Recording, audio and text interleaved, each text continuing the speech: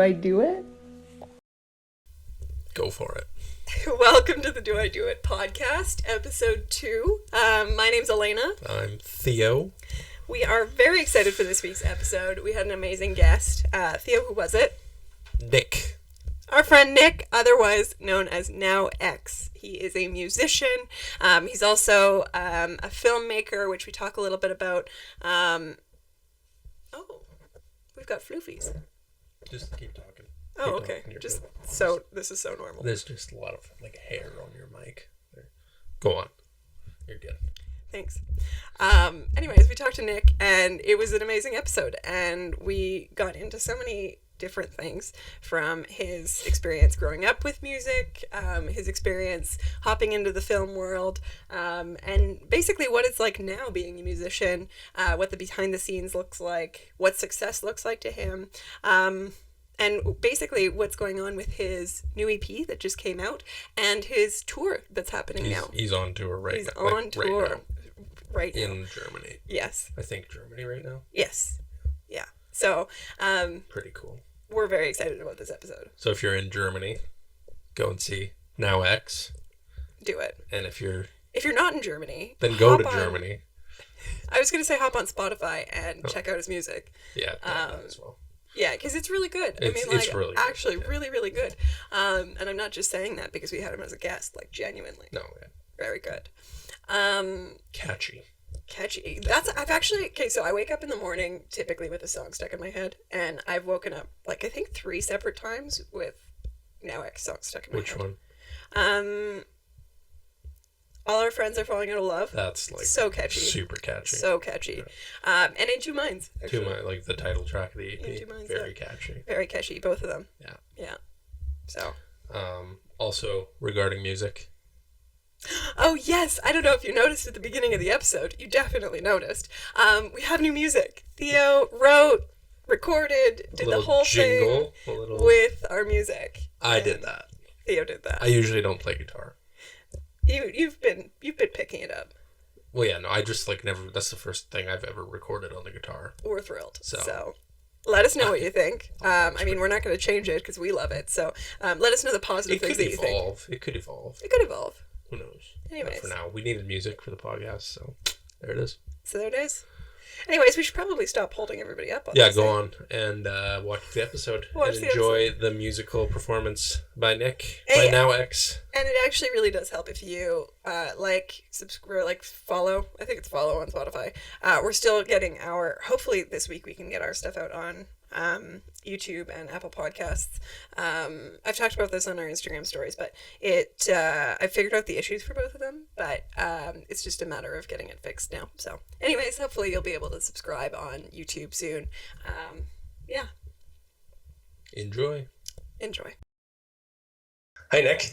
Hey, guys. How are you? I'm good. Thanks for having me in your lovely home. Yes. It's a pleasure to have you in our lovely home. Yes.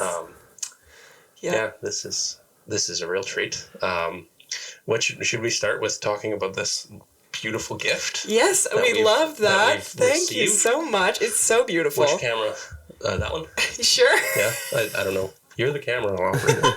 But we've got our own signed Now X vinyl. So exclusive. Beautiful. I'm oh my gosh. There's actually, if I can you point to that? The us in a boat. There's us in a boat. I love that. We're going to have to zoom in on the us in the boat. Yeah. But the other thing, too, is that we're so grateful that you came on to our podcast, the Do I Do It pod. It's so exciting to be able to talk to somebody who has done so many interesting artistic kind of projects and really just dived into so many different things. And I feel like that's such a good transition to all of the hundreds of questions that we can't wait to ask you. Yeah, I've seen the list. It's what do they say? Thorough. Yeah. Exactly. Yeah. We're we just are, there's a level of obsession after all of the research. Okay, cool. So we just had so many questions. Nice. So where do you want to start? Well, let's start real early. You know what I mean? Go back to the beginning. Let's go back to the beginning. All right. The origin story. Yeah. The origin story. So that was just, I think that the interesting thing with a lot of the guests that, well, I don't know, you've had a different kind of path as an artist, at least from what a lot of people kind of start with. Like you were, is it right to say that you were sort of raised in the arts from an early age? I think that is how it seems when you look at the top line. You know what I mean? Like, my grandmother was I would say locally well-known, nationally around and about kind of, concert pianist. I grew up doing concerts with her sometimes when we were out in the States. Like we would perform in like churches around Tennessee or around her, mostly around her, like in her local town. And like the church would like call like the voicemails of like every single person in the entire district or whatever. And we'd get these crazy, like we'd have to do like a matinee and like an evening and like, you know what I mean? Yeah. Wow. And we would do like a mixture of stuff that I kind of knew from like English, my like English choral kind of background, classical background. And then stuff that she kind of knew from her like more American tradition. And that was like, and then, I started singing in like choirs when I was like 7 or 8. And I mean, honestly did like 6 or 7 appearances or performances of one sort or another for like 14 years or something. And that took me all over the world as a kid.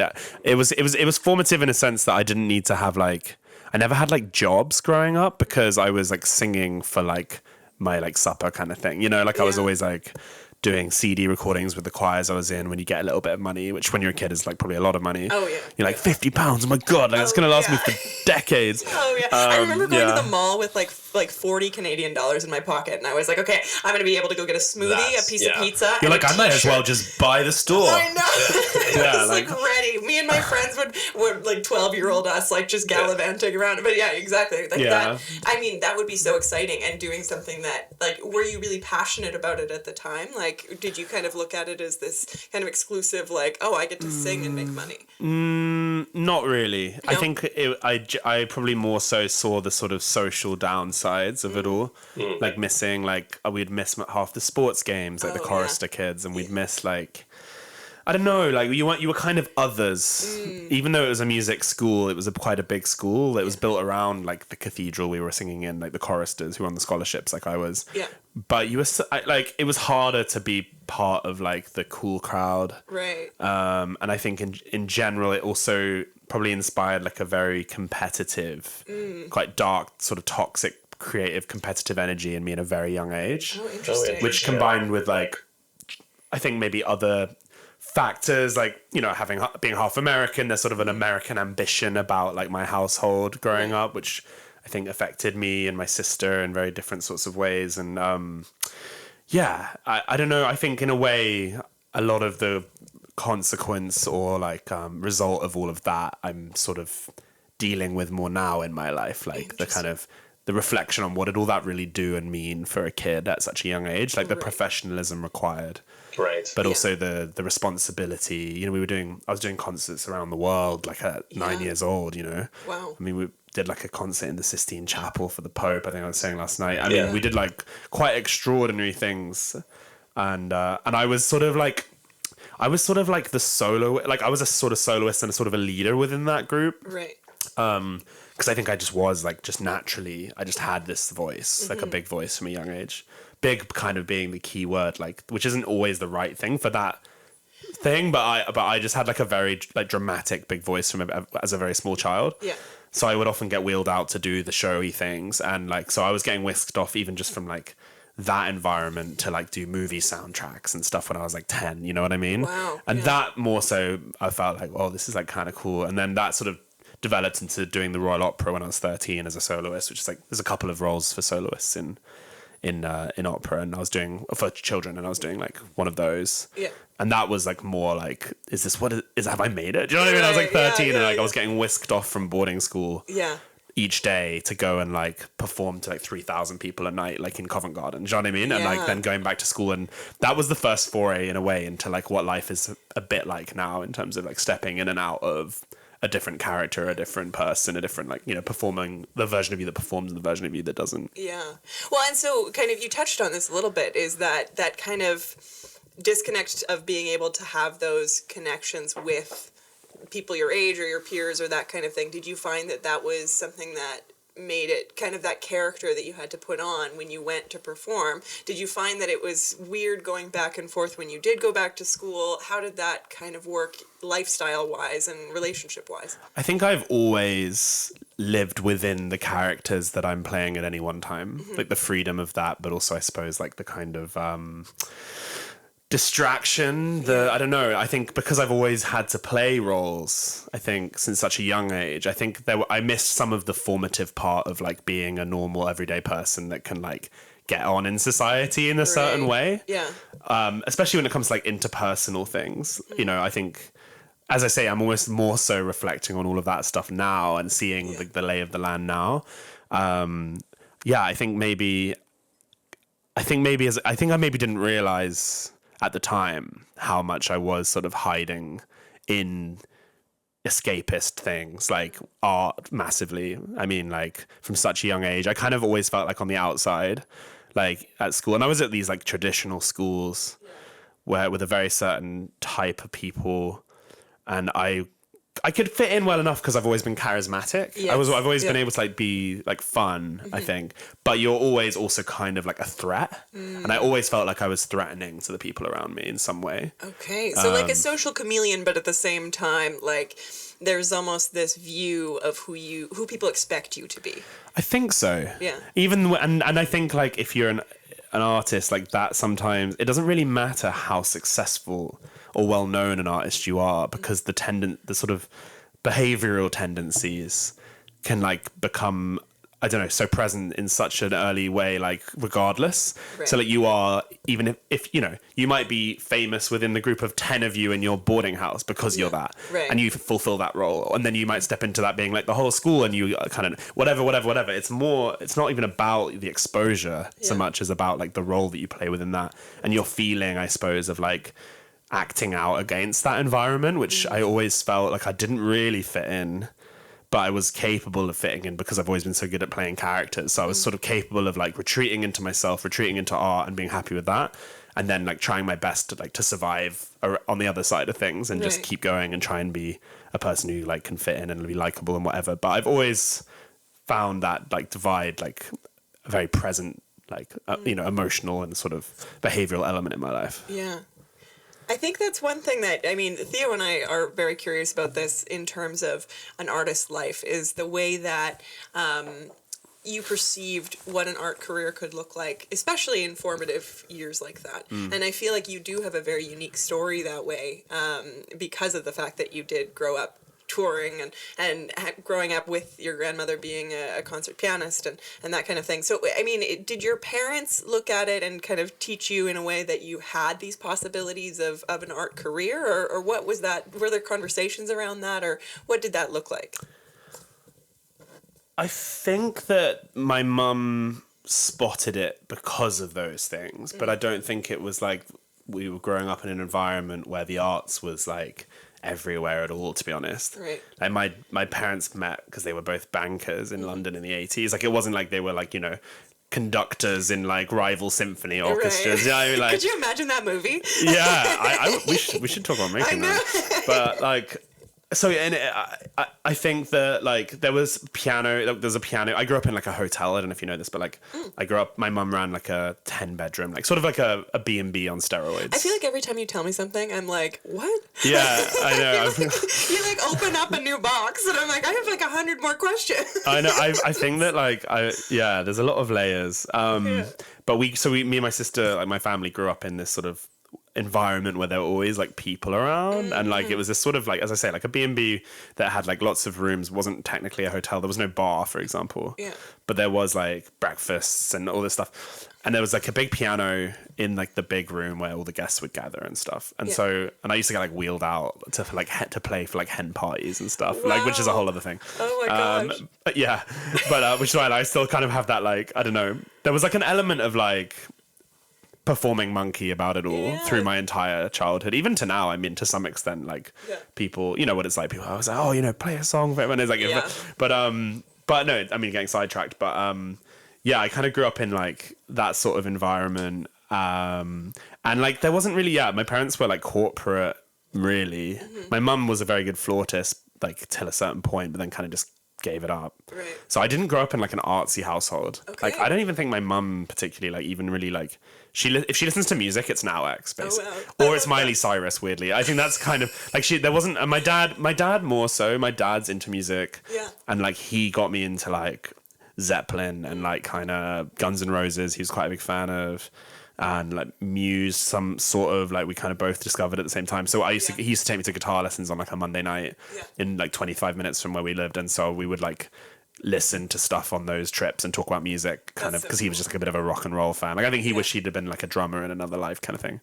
And then my guitar teacher would like give us another record each week to like listen to on the drive, and that was kind of like an early foray into like rock, I suppose. And getting some inspiration in a way, right? I mean, those are kind of the legends and that kind of thing, right? Yeah, I think so, yeah. Just, I kind of knew from about like 13, I had this, or 12 or 13, I had this thing click in my brain as I was getting into all these bands. And like, I remember being in my room and for the first time, the idea like crossing my mind that I could do that. Like that was a choice. Yeah. Like, cause in a way, like when you're a kid, you don't necessarily think that you choose what you become, you sort of are just living it, right? And I just sort of was living it, and then I sort of had this realization that like, wait, I have agency over this to some extent. And weirdly for me, because I know people mostly spend a lot of time in their life like going between things, flitting between like, what am I this, like what's my path, like I don't know, and like that can last forever. But weirdly for me, it never did. I basically decided at 12 that was what life was all about for me. Yeah. And I wanted to do that. And that's never gone away. I mean, I've added to it, but that's never like faltered for me. Yeah. Which is kind of lucky and it's kind of a blessing and a curse, I reckon. Yeah. So like kind of to like narrow in on that, that's sort of like in keeping with the theme of the show, right? Do I do it? So you were 12 when that question came up and when the question was asked and answered, is that it was definitely answered. I don't know if it was asked. I don't think anyone was asking. I wasn't even asking myself. I more was just like, I think I remember it was like maybe I saw something specific. It was some like young-ish artist. Yeah. It was like it could have been like Ed Sheeran or someone, but like which I've never really been into. But I remember seeing it and being like, he's like what 10 years, like 8 years older than me. I was like, I don't know how much older he is, but I was like, that's like I could just do that. Yeah. But I could just do that. That's so cool. Why not? I play guitar all the time. I like starting to write a couple things and then that was like the beginning of that journey. I mean, and it hasn't really changed. Yeah. Yeah. So I feel like I'm basically 20 years deep in this whole songwriting thing. That's amazing. Yeah. I feel like one question that, I mean, Theo and I talk about a lot, and even going back to the theme of the show and the idea in that both of us are very, and this kind of will come up a little bit later, but the idea of the question of do I do it comes up because both of us have a level of self-doubt in our artistry. Is that something that you have experienced in that period of time or even kind of at that level, or was it just immediate kind of that fearless, let's go, ready to go? Probably neither in a way. I'm not a big self-doubt. When it comes to songwriting, I'm not like a self-doubt person. Yeah. I feel like I have that thing that a lot of artists sort of relate to, where when you're doing it and it's like happening, like there's some sort of connection to some sort of like, I don't know, like higher. There's a metaphysical kind of I experience totally feel that way when I'm in it, and I've always felt that way since I was young, and I've always believed and I've always felt like, I mean, it's not like I've never written a bad song, do you know what I mean? But like, I think like I've always trusted that process and believed in like the meaning of it, like the unknown of it, and the sort of like subconscious or unconscious of it. Which sounds really woo-woo, but I think is actually just the way it is. And Conversation when your song Counting Stars came out. Collapsing Stars. Collapsing Stars, my bad. Sorry. I like Counting Stars as well. Collapsing Stars, sorry, my bad. But Collapsing Stars came out because you had written that song 3 years before, right? And that was something that you had mentioned that you were like, it was ahead of its time is what you had mentioned, right? And so it's one of those things I think, kind of going into what you're saying is that you do trust that process, and then if it does come back or whatever it is, if it's not right for the time, is that kind of Yeah, to clarify, I think like it was ahead of its time for me. Right. Yeah. Rather than sort of, in some sort of global kind of hit way. Like the world wasn't ready for Collapsing Stars. That's a good clarification. Yeah. For any viewers who think I'm a total asshole. That's an interesting point because like this is the first record that In Two Minds, my new EP, comes out next week, and it's like the first. Well, by the time you're hearing this, couple weeks ago. Yeah. So everybody's gonna check it out. Yeah, but like this is the first time I've dug into the archive before not because I didn't have more material, but because those songs like had been like in the back of on the balcony of my mind, just like standing there and shouting for a bit, like out of nowhere, like from the past. Like, so like Pre-Math, which is the sort of intro thing, was one of the first things I made for NowX in 2020. Yeah. For like it was made for an event we did with Extinction Rebellion before it was even Now. I didn't even have a name. We performed. Wow. That was the first ever gig. Was this Extinction Rebellion thing in London? Oh, really? Like a couple weeks before the pandemic, like closed everything. It was like right on that mark, and I didn't even have a name for the band or anything. Wow. And I wrote this for that event, which is why it's got all this kind of apocalyptic, like climate change stuff. Yeah. But I just. That was certainly ahead of its time for me because I wasn't even me. I mean, I was like something, but it wasn't NowX. Yeah. And so it was, and like, it was such an avant-garde creation in a way that like, I didn't really feel like I could release it until I had like put my stamp on like who I was and what I was about, which has taken me the last like 5 years to get to a place where like I have an audience where I can trust them. I can give it to them and like they will know what it is in the context of what I am. But actually I couldn't do that before. It was I just think it would have been too confusing of a work and not necessarily wouldn't have summed up what I'm about, but now it fits in perfectly. And I feel like a lot of like recent personal growth has maybe allowed me to be comfortable to do that. Because I think before I would have like suffered at the sort of altar of like everything from the past is not as good as what I'm doing now because like that's progress and that's like, being a strong writer and whatever. And now I'm like fascinated by like the fragility of kind of like taking something from the past and like being like this was great then and it'll be great now and it's even better now. Right. And being okay with this like not more non-linear approach to writing.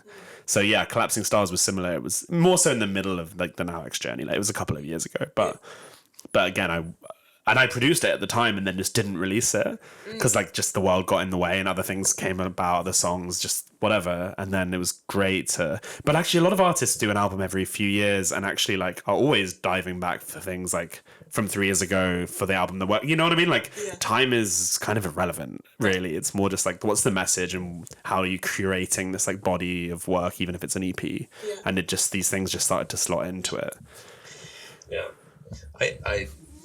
I wanted to say like this isn't on the sheet that we sent you, but I did want to say just listening to the EP, your curation is really well done. Thank you. Like I really, really enjoy it. And you're big on curation. Oh yeah. Big on like how an album or an EP is put I'm glad together. you noticed that because I think a lot of people don't in like our single culture. Yeah. That's interesting, isn't it? Is single. So like how do you kind of approach that? This is a spontaneous question, but how do you approach that kind of curation? For example, with the EP that's coming out. Well, I think we've arrived at a place where the industry is like spinning wheels. Like the industry is like has lost its way. No one really knows what's going on. There's a lot of like greed and a lot of like I think a lot of like big entities using very small entities like artists for their own like desires, and no one will take a risk. There is no development. But I've always been someone who like likes the opportunity in like the destruction of all that. You know what I mean? Like to me, I don't see those things as negative. Like that's just the way my mind works. Like to me, like I love being an independent artist. Because of the fact that there's this huge machine that's like eating itself like right next to you, and you can just be like, I'm gonna own everything that I make, and like I can like it almost makes it easier to like to stand behind like the morals of why you believe, like why you got into music, everything. But when it's just like such chaos, so like point being, I don't think you can school the system. So I don't really care about like everyone's like, oh, you know, like it's all about singles. It has to be singles now. Like albums are dead. Whatever. Like nothing matters. I really believe that in a good way, and I think that the industry being on its knees has like created this opportunity to be more like forthright about the concept, like the art itself. Right. There's even more of an opportunity than ever to be clear and like direct and like intimate with your messaging about whatever something is, and curation is such a big part of that. To swing back to the question, you know, like singles make sense because you want to deliver a message in a cool way, and I think that's a good thing about like the single culture. But I don't think that there's any real like need to adhere to like anything anymore in a way. Like it's so flexible. That's one thing that anytime that we've had conversations about this that's like really striking is the fact that you have such a drive and an ownership for the things that you want to do in a way that it's like, I mean, we've talked about all sorts of ideas, and like you're in such an active, this is what we're going to do and this is what's going to happen, let's schedule that now. And I love that. I feel like that's such an inspiring, and I think that's like a in terms of artists listening, kind of like an aspirational kind of thing to be doing, because it's so inspiring, and it inspires the people around you. That's very nice. I think, do you know what, like just on that point, I think that I realized at a certain point that my biggest skill set was like execution, like the actually doing of a thing. I used to grow up like hating, I used to have like such a ick about like people who would say things they were gonna do. Like I used to find it so off-putting when people would be like talking about the thing that they were like gonna do but hadn't like started. And I was just like, dude, like why don't you like tell me about it when you like show it to me, and that's like, then we can talk and like get into it. But I was like, I was just surrounded by people who talked about stuff and never did it, and like that just like icked me enough to be like, if I say I'm gonna do a thing, I'm actually gonna do it. And that kind of stuck with me. And I think especially in a world where like there's a lot of talent around, you know what I mean, like if you're trying to win purely on talent, like queue up, you know. And actually, and this has become more and more the case as things have become more and more immediate and all about like a constant pipeline and like factory of like, you know, stuff from every creator like has to come out all the time. Actually, like the doing of a thing can be the talent. And like that clocked for me like quite young, and I think is like something I've tried like desperately to hold on to with both hands, because it's probably like the difference in getting anywhere. To be honest, it doesn't mean like you shouldn't like obviously like focus really hard on the product and like think about it properly and everything. But I mean, at least for me, so much of creating is so instinctive that it's not like, I don't really want to sit around like planning it out for like years before. Do you know what I mean? Like, who cares? Like no one else, like it's like an illusion that anyone else cares enough that you like should like, that warrants that sort of, you know. And maybe you know, like people listening might be like, well, you know, you might be better if you did that. It's like, maybe, but I just don't want to do that. That is what I like, would much rather get out there and like do what it is about music that I love, which is like play shows and like share music and like have the conversation and like, you know, build a family, which is so much what it is all about to me now. Like the global superstardom of it all that you think about as a teenager is like totally irrelevant to me. I really am like, my goal with it is more so like sustainability, like, you know, like what we were just talking about labels and like the financial side of it, you know, like breaking even on a tour is like my huge goal right now. Because right now I'm like doing well, but like lose, like you can have this great tour and then you're like, what, like the financial burden off the back of it is extraordinary. And it's just like I'm like playing shows and like to like lose my, like I'm paying to play these shows, you know what I mean? But these are like well sold shows, but like, so what's not right? So like that side of it is a huge thing for a lot of artists now. How can you even, like Brexit and all these things didn't help, like how can you actually do these successful shows in a profitable way? Like those are the things that I'm like really obsessed about. Like the idea of like superstardom or something is like so out here, and like I don't really care if it happens or doesn't happen, you know. I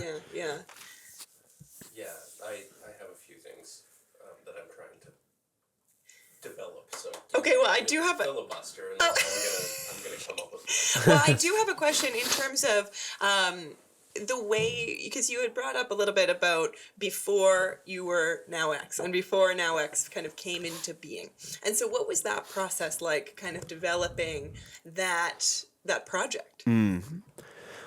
I definitely thought it was going to be easier than it's been. That's been the major... Isn't that everything? I feel like that's something that I'm like, I feel like I have this idea. I mean, even when we moved to London, I was like, I mean, yeah, we just get on a plane and get a flat, yeah, obviously. We? Yeah, I think I was in a very interesting place in my like life when I started this, because I'd spent these years doing these like investigative documentary type things, you know, like I'd gone off and I sort of took a break from music in a weird way. Like after university, had been studying music, been performing for 15 years, like 6-7 times a week, you know, on average. Like I almost just took like a complete break and fell into this sort of like guerrilla filmmaking thing, and it just like ran with it while things were, and it was like it was bizarrely easy, which I know is not the case for like almost any filmmaker in the way that it hasn't been for me as a musician. But somehow the timing, what we were doing, the team, it just happened. And like we didn't get rich or something, you know what I mean? Like we didn't make much money or anything like that. But we made, you know, in 2 years, we made 2 feature documentaries in two different continents, like both of which were relatively like hugely successful. Yeah. Especially the second one. Yeah, yeah. When we actually had a budget. Yeah, well, that, I mean, and you got the Emmy nomination for that one. That film got an Emmy nom. It was all very unexpected. I never even really intended to be a filmmaker. I just sort of fell into doing it because of like happenstance. Right. And I'd only learned to make films because I was like shooting music videos at uni. Do you know what I mean? Yeah. Like, so I just fell into that. Kind of that, you say yes to things too, right? Those opportunities that come up. I feel like that's something that really, and you execute. Those are really huge. I'm just pulling out all the little nuggets that I'm like, these are anyways. So. Yeah. I mean, it was an interesting place after that, because like it was like, well, am I a filmmaker now? But like I feel like I'm missing a limb because I'm not playing music, which is like really my whole life. Yeah. So what do you do with that? And I was like 24, probably 24. And I was like, if I don't do this like now, when am I gonna do this? Like, am I gonna do this when I'm 40 and after 15 years of being a filmmaker? Like whatever, like probably not. I mean, maybe, not impossible, but I've always dreamt of being like a pop musician. So like I kind of need to just do it. Mm-hmm. So there was like, again, that was like almost like when we were talking about when I was 12, like that switch in the brain. Like I had that at 25 or 24 when I was like, I need to now go and do this thing I've always dreamt about doing, because I'll never forgive myself if I don't. Yeah. And so I sort of started that process, and I'm pretty sure, I remember having a conversation with my girlfriend at the time, and I remember her saying in these words, like, you know what, if you, like, because I was 24, 25, she was like, if you make it by like, if you made it at like 28, even that would still be great. Do you know what I mean? Like thinking that was like miles ahead, you know, like because it was like that was how it was going to work. And to be fair, I was conditioned for this because I'd made 2 quite successful movies very quickly, right? Yeah. So I was like, maybe that's just like how it works as an adult. That was my first career move. So I was like, maybe as an adult and a creator, that's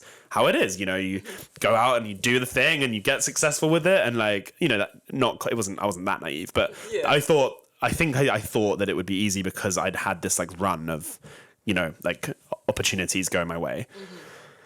And 28 came and went, and I was certainly not where we thought when I was having that conversation with my girlfriend, like at the time. Like I'm not there even there now at 31, you know, like that whole thing was an illusion really of what that meant. But it so speaks to like, I don't know, like the ways people think about music.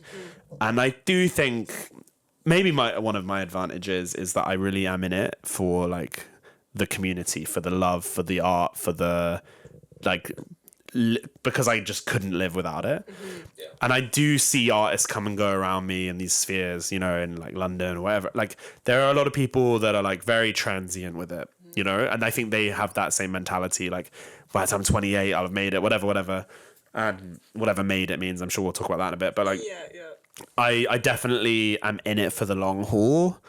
And therefore I think that gives you the conditioning you need to actually make stuff that you really like love and think is necessary. Because otherwise, if you're trying to always fight the like, I'll go viral if I do this, or like this is how to play the game, or like I've got to be where this place in a year, so like my whole thing has been like, I want to go back to like Fechter in Germany, in this tiny town, to the same youth club that I've played twice, and next time I want to like do 50 more tickets and like really like build the family there, and like that I find that so much more exciting and interesting than like I will be. This is how I'm going to like achieve stardom in the next 18 months or something. You know what I mean? Yeah. Something that's I feel like there's kind of that.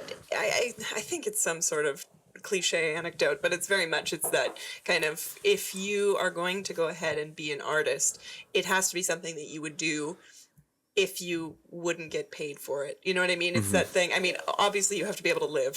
Right? Yeah. Like money makes the world go around on that. But would you do it if you weren't being profitable with it, right? And I think that that's really what it comes down to, because like then you're doing it for yourself and that kind of heart of it, right? And you're actually putting your soul into it and not kind of that transactional, very, superficial kind of view, right?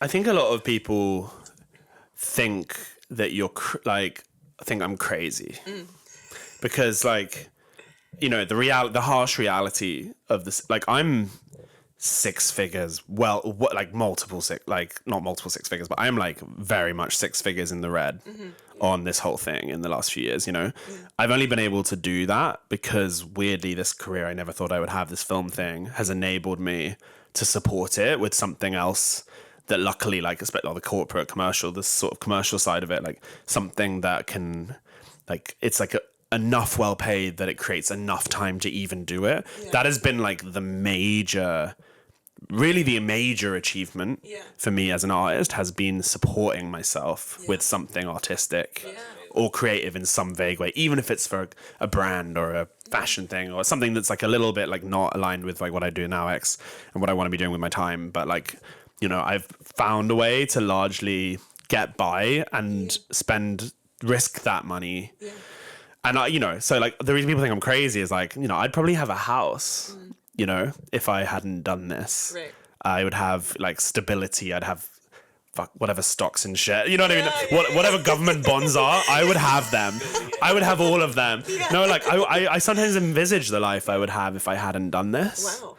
And I would be a lot more secure. And as it is, I like still like a lot of creatives, I fight like month to month to keep this alive. So when I talk about like the desire and like the dream to like break even on a tour, like I really mean it, because like you do hit a point, and like this has been like, a major journey in the last couple of years for me, like really mental health wise as well. Like I hit a really dark place where I started to think that I couldn't make it break even.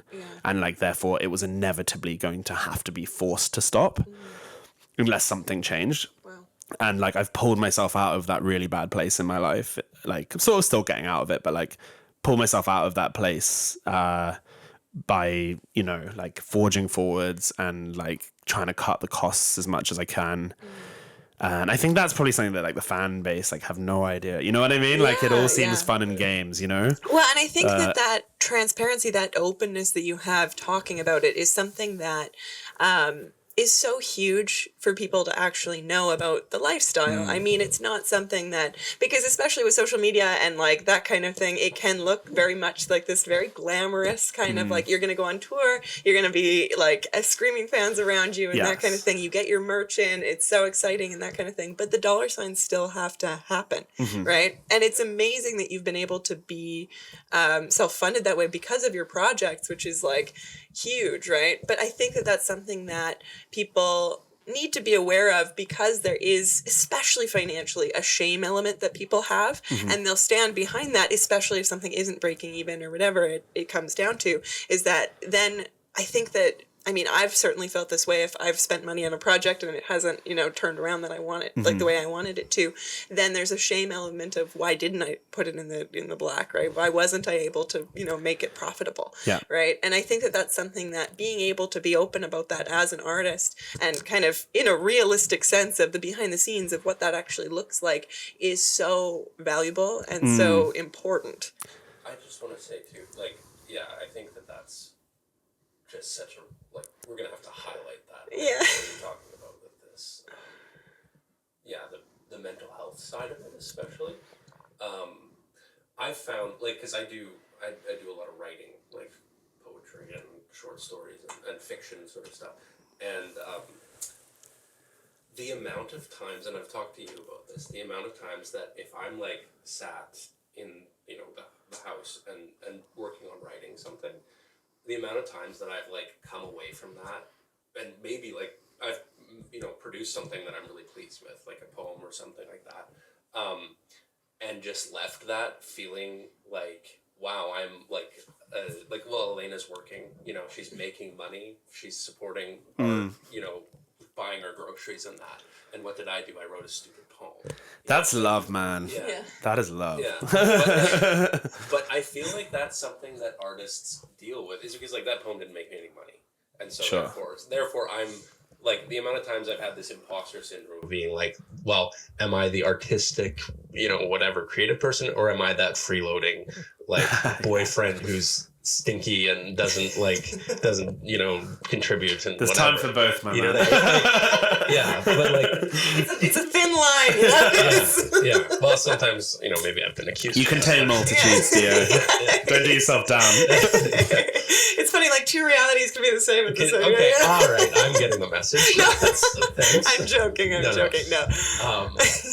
But no, I think the mental health, the experience of that, as an artist, and not being like finding validation that isn't financial. I think that I was raised in a culture like in Western Canada.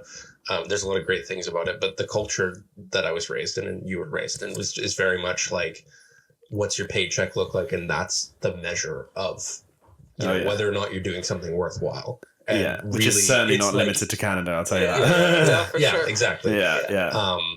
But I never had that because as I say, like I found this, like my film career has been like by any sort of standard like quite lucrative.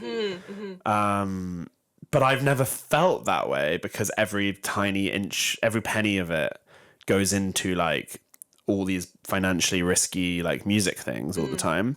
As I say, like I would have all these things if I hadn't done it right. So like I've never felt like I felt validated in that I've been able to just like keep the dream alive. Yeah. But I've not felt like I've like, been making good money because I never feel like I see it. Right. I think that's one thing. I mean, one of the elements that is so core to an artist's being is what success actually feels like and what it actually looks like, because I think that that's something that's so fleeting. And I mean, value doesn't necessarily mean money, right? In terms of the way that the world looks at it, yeah, and like in a very simplified kind of word of, okay, this is valuation. But what do you think, when have you felt the most successful in the projects that you've been on?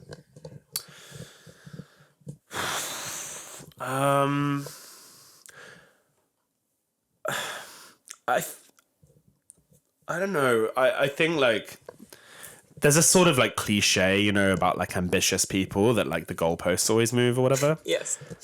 But I think that's like too much of a simplification. I think because for me, it's more that I started life, like all my formative years were measured by like which movie soundtrack was I doing, which opera was it, which starring in, which like, like which scholarship were you getting, like I lived an extraordinary childhood of like kind of like high achieving. So actually like my whole relationship with it has more been like, if you haven't hit those marks, there's a deficit, not like you're like, not that those are like highlights. That's like the base standard lowest common denominator when your like formative years are spent like in competition of some sort, right? On that, and especially on like the world stage, which is what we were kind of doing, it's like the Royal Opera, whatever. Like, so actually I've had to like think a lot more about like getting off of that pedestal, So like when we got this Emmy nomination for the film, like if I'm honest, like part of me, the initial instinct was to like tell everybody I'd ever met. Yeah. Because that was like the signing of the check. That was the signing of the book. That was the like stamping like, yeah, cool, you've like hit that lowest common denominator mark. Like that is what is expected of you as a creator. And you've done that, so that's cool. And then like, but that's all it's done is like meant you're not in the deficit. Right? That's been my relationship to it for so long. And actually in a way, like I'm more happy in this moment right now with like what I'm doing than ever because I've let some of that go. And maybe that was the benefit of something like the Emmy nomination. Like, even though it felt totally surreal, and it still feels surreal. Like, I only knew that we'd gotten it because like I didn't even know we were put up for it. Wow. I found out we'd gotten it because the composer of the film was like flicking through the noms like for his own interest and research. Like, and he was like, saw ours name, and I was like, you know what I mean? It was not part of a plan. I never even wanted to be a filmmaker, but it has been this amazing step in my journey to let go. Because like it was like this thing that no one can ever take away from you, right? It is like one of the biggest, you know, things you can do in the arts, but it meant so little to me, and it changed my life in like zero ways. And like really had no impact in that sense. Like maybe it opens doors, you know, if I want to like pitch a documentary, I guess like it's like a CV booster, but I'm not really a CV kind of guy. I've never had one and I don't even know what to put on. You know what I mean? Like I wouldn't know what I would be like, you're like, hi, you know what I mean? Like, nice to meet you. You know, this is so fun. Oh, like, so I don't know. I think it really allowed me to like just sift through the bullshit. Yeah. You know what I mean? Like and the thing with that was like no one wanted to buy that movie. Wow. Like a year before. Like we'd spent all this money that we'd been given because the first film had been done well, and we'd raised all this money and we'd created this thing, and like we were like no one was really like buying it. It was just like there was nothing forcing anyone to buy it in a way. And we were like, shit, okay, we've made this thing that no one's gonna, you know, all this, everything went into it, all this like, in a way, like life risking shit we did, like filming and these dangerous things, like all this that we've sacrificed and put on the line, no one cares. And then George Floyd got killed, and this is a film about, you know, historical racial issues in America and this murder in the 80s, right? And George Floyd gets killed, and like the next Friday night, it's like 5 million viewers on ABC. Wow. Right? So it took like a tragedy to make my like product sell, right? And then like again, you know, like no one wanted this thing, and then the Emmys come along. You know what I mean? You're like, well, fuck you, because like none of you were here lining up 6 months ago. There's all this political stuff that is like part of this, and it doesn't mean I'm not grateful about it. It doesn't mean I'm not like, but it's a very complex thing, and I see it's like I see other creators around me, people I know, and all this stuff, and everyone is like, I think they are just like fighting tooth and nail for that thing. It is for that. It is for like that nomination at that level, that like top of the game, no one takes away from you thing. And you just want to scream into their ear that like that will not make you happy. Right. It really won't. It will make you more confused than you are now. Yeah. And you will feel all sorts of different things about it. And like it might open some doors, but like which doors? You know what I mean? Like which doors are you where are these doors? You know what I mean? No, for sure. Like it's still, you're still going to be in a situation where everyone else is still out for themselves, all these companies, all these things, and that is the ultimate truth of it. And no one else really, really like cares that you did that. Well, and I think so it has to be for you. You made a really good point about the fact that when nobody wanted to buy it, and then all of a sudden this tragedy happened, and then everybody was lining up for it and that kind of thing, where it's like I'm sure that would feel so bittersweet that you're like, I want to celebrate myself, but in reality, like the levers that had to be pulled for this to happen are not anything that you ever want to see, right? And it's not like it kind of puts a different level of validation on what the project was and the importance of the project, where it was like, okay, so why do you view this as important when, you know, it's kind of that whole marketing element of it. And I mean, I am a marketer, so it's like I could see that exactly why they did it that way. But at the same time, it's like from a creative standpoint and from like a putting your heart and soul and putting yourself in danger and that kind of thing, to do that would just be, I can see why you would feel that kind of sunkenness in a way with it. We really believed in what we were doing, like that it was good, you know? Like it was the right thing, that someone should tell the story, that we were the ones that just happened to have found it and like, and you know, we're like out there trying to do it. And that was like our calling. Like it felt like we were supposed to be there. Right. And all of that when we did it. And I guess in a weird, like ironic, if that's the term, like way, like it took like what we were making the film about to happen again. you know? Yeah. But like it happens all the time. It's just Yeah. like that was why I wished it had just been necessary enough that we'd made it without some like super newsworthy imminent thing. Right. Like to be like, you know, we like the world is this terrible place and like we need a film that like tells everyone that or like explores that, you know, like Yeah. it should have, it's a big enough, present enough topic that it should have just, but you know, that's not the world that we live in. But Yeah. Well, and sorry, go for it. Well, yeah, I was just gonna say, like, it feels like kind of taking it to the broader question about like creativity and the arts and the purpose of the arts and that. It's like the film that you made is speaking to, you know, a human reality, an unfortunate human reality. That is, as you say, it happens all the time. It's an omnipresent kind of perpetual thing. But why do different pieces of art like get picked up and whatnot? It's like, why is it that why are we only paying attention to these types of things at given times? It's kind of like the news cycle. It really is related to the news cycle. It's like, you know, a story breaks about something happening in like Syria or something like that, and for like 3 days the world is like, oh my god, what's happening? But then like the next week there's nothing happening on the news. But that's still going on because we really are like so like beholden to like the ways the media chooses to like tell the story. I was just, when you were saying that, I was just thinking like there may come a time where people like us, like, you know, as older codgers or whatever, are being like, I remember a day, you know, when people would focus on a news story for 3 whole days, you know what I mean? And like people won't even that will seem crazy, you know, like the level of attention we have right now. I really fear, I mean, I don't want to get all too like, you know, too dark and then too like bleak, but I really fear the fractious nature of like the world we're living in right now. Like it's I can see like how devastating it is to people's like ability to like stay grounded in reality, and especially for younger kids who coming up with like phones and stuff. And I mean, even like people, you know, I was at a dinner party the other night and I almost had like, I went into therapy the next day and was like, I have an existential crisis that we need to discuss. Like a friend had said that they used like ChatGPT to like create like a message to like this person they'd been seeing to kind of end things or whatever in like a way that was like not too vulnerable but like to the point and like, you know, is friendly but like not so much that they like have a piece of me going, you know what I mean, like that I don't owe them that, and it like honestly like shocked me to the core that someone would like use that tool for something so personal and so emotional.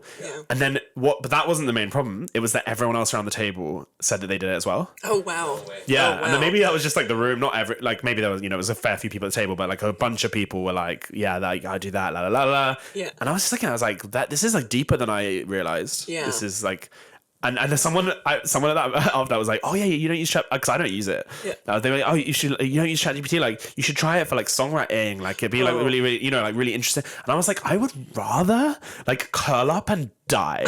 Like honestly, like it goes so hard against everything that in like entire being and like what I do, why I do it, and like the person, like how much my identity is wrapped up in my ability to like go to that place, you know, to connect to that like that plane where you don't understand that it's songwriting for me. Like I would rather die than like start like, I don't know. It just like really like made me realize we're in deeper than I thought. Honestly, with that too, I use AI a lot with my marketing job, and that's, I mean, it helps with efficiency, all those things, right? That's great, but that is a level of creativity that's not from the heart that way. You're looking for specific results, right? Well, you're looking for like search terms. Yeah, right? well, you search terms and you want things to be snappy. There's a style that you're really specifically looking for, right? Now, I went to a networking event, kind of similar kind of situation. I went to a networking event and I'm writing a novel, right? Like not related to my work at all. I'm writing a fictional novel. Now, the thing about that is that I was talking to someone about this and then they asked, do you use ChatGPT for it? And I was like, no. I mean, it's like, it's a fictional novel. But that opened my eyes to the idea that I'm like, oh, are people using ChatGPT to write their novel? I'm like, I'm sure like, oh my goodness. Yeah, I just have to say, like, so I I think I've told you about my like little freelance gig Mm-hmm. I've got sort of bankrolling my other.